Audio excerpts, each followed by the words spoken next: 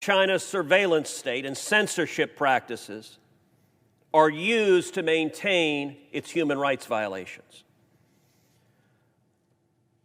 And what this devastating pandemic has shown us is that China's surveillance state and its censorship practices are also a profound threat to our national security, to our public health, and to our public debate, as the Chinese government hid information about the COVID-19 pandemic that began in Wuhan, China, hid it for months on end, and allowed millions across the globe to be threatened, their lives and health and safety to be threatened.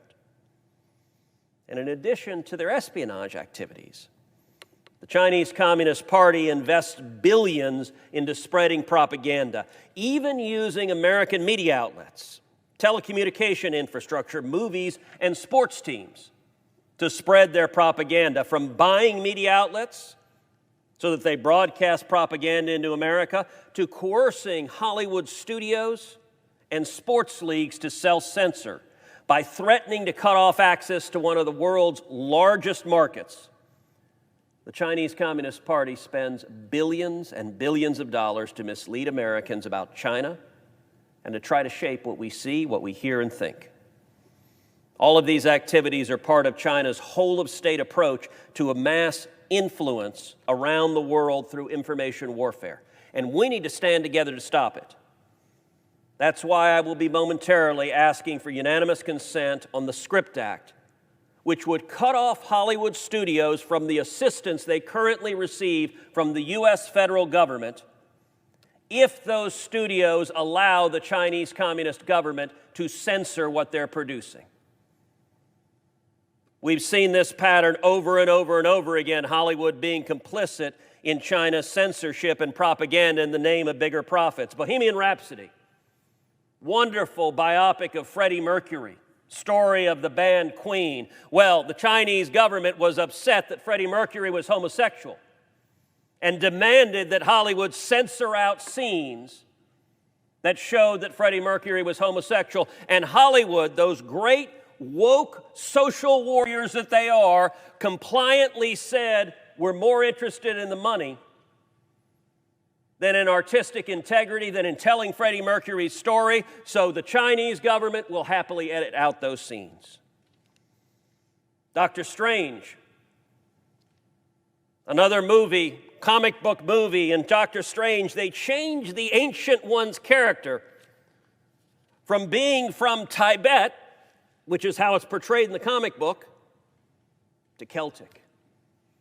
Because, the Chinese communist censors, they don't want to recognize Tibet, another area that has been subject to persecution and oppression from China, and Hollywood meekly complied. In the sequel to Top Gun,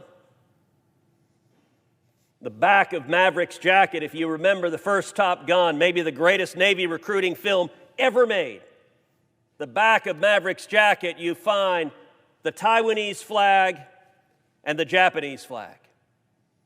The Chinese censors didn't like that, and so Hollywood meekly removed the flags. What does it say to the world when Maverick is scared of the Chinese communists? And I would point out, unfortunately,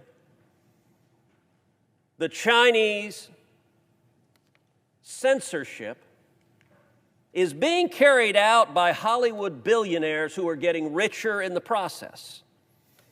In recent days, it's been reported that one of Joe Biden's top potential choices to be ambassador to China is the former CEO of Disney, who happens to be a major Democratic donor.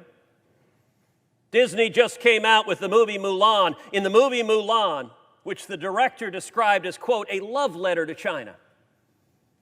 Well, this love letter wasn't subtle, because right in the credits at the end of Mulan, they thank the oppressive government forces who are running concentration camps right now with over 1 million Uyghurs imprisoned.